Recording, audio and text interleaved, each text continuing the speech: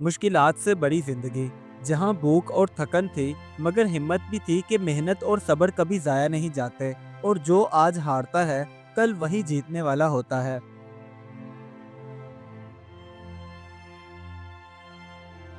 गांव के एक कच्चे मकान में सुबह का आगाज हुआ, जहां जावेद परेशान हाल बैठा था, क्योंकि उसकी जिंदगी की मुश्किलात कम होने की बजाय दिन ब दिन बढ़ती ही जा रही थीं।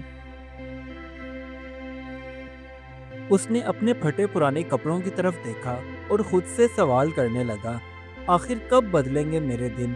कब मैं अपने बीवी बच्चों की ज़रूरियात को अच्छे से पूरा कर सकूंगा? उसकी बीवी नसरीन मिट्टी के चूल्हे पर आलू का सालन पका रहे थे और साथ ही साथ दिल में ये दुआ कर रही थी, ए अल्लाह, तू हमारी मुश्किलात को आसान कर दे, हमें खुशियाँ दे और हमारे हालात बेहतर कर दे। जावेद का बेटा अहमद स्कूल यूनिफॉर्म पहने, हाथों में बैग उठाए, उससे कहने लगा, अब्बा, मेरी फीस फिर रह गई है। कल भी उस्ताद जी ने मुझे बहुत डांटा था। अगर ऐसा ही चलता रहा तो वो मुझे स्कूल से निकाल देंगे। ये सुनकर उसने अपने बेटे का हाथ थामा और उससे कहने लगा, बेटा, मैं कोशिश करूंगा जल्द अज जल्द तुम्हारी स्कूल की फीस जमा करवा दूं। तुम बस हिम्मत रखो, क्योंकि अल्लाह बहुत बड़ा कारसाज है। उधर गांव के लोग जब भी नसरीन को देखते तो उसके बारे में बातें करने लग जाते। कोई कहता कि इसने भी क्या किस्मत पाई है, जावेद के पास ढंग का कोई काम तो है नहीं और ये बेचारी गरीबी में पिस रही है। गांव वालों के मुंह से यूं अपने शोहर के बारे में बातें सुनकर नसरीन को बहुत गुस्सा आया, लेकिन फिर भी उसने कोई जवाब ना दिया और चुपचाप वहां से चली गई। जावेद को जब गांव में कोई अच्छा काम ना मिला तो वो बेचारा शहर चला गया और वहां जाकर खूब मेहनत मजदूरी करने लगा, जिसकी वजह से वो सारा सारा दिन पसीने में भीगा रहता, मगर फिर भी उसके चेहरे पर उम्मीद थी कि वो जल्द अज जल्द अपने हालात बदल लेगा।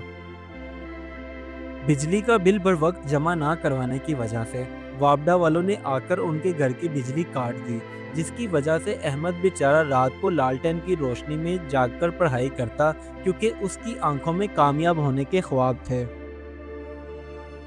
नसरीन ने भी इस गरीबी में अपने शोहर का खूब साथ दिया।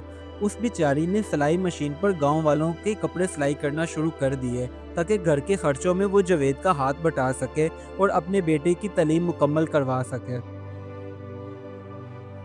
उधर जावेद बेचारा सारा सारा दिन मजदूरी करके थका हारा घर की तरफ लौटता, मगर खुश था कि कुछ तो पैसे आखिर बच ही रहे हैं। एक दिन जावेद जल्दी काम से वापस घर आया तो अहमद ने उसे अपना टेस्ट दिखाते हुए खुशी से कहा, अब्बा, इस बार मैंने सबको पीछे छोड़ दिया, क्योंकि मेरी अव्वल पोजीशन आई है।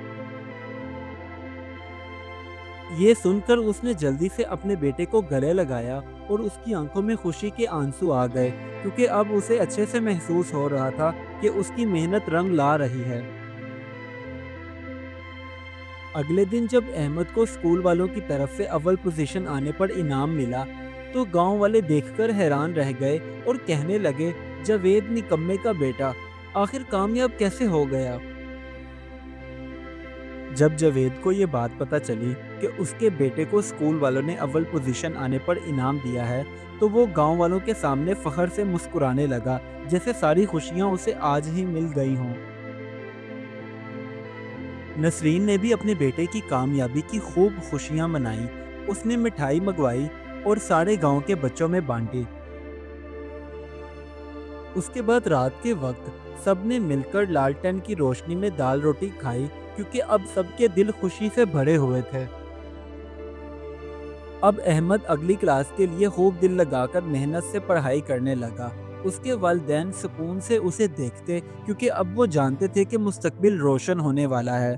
इस कहानी से हमें ये सबक मिलता है कि ज़िंदगी की मुश्किलात वक्ती हैं, असल जीत सब्र, मेहनत और उम्मीद के साथ रहने में है। Do like my videos and don't forget to subscribe my YouTube channel. Also press the bell icon.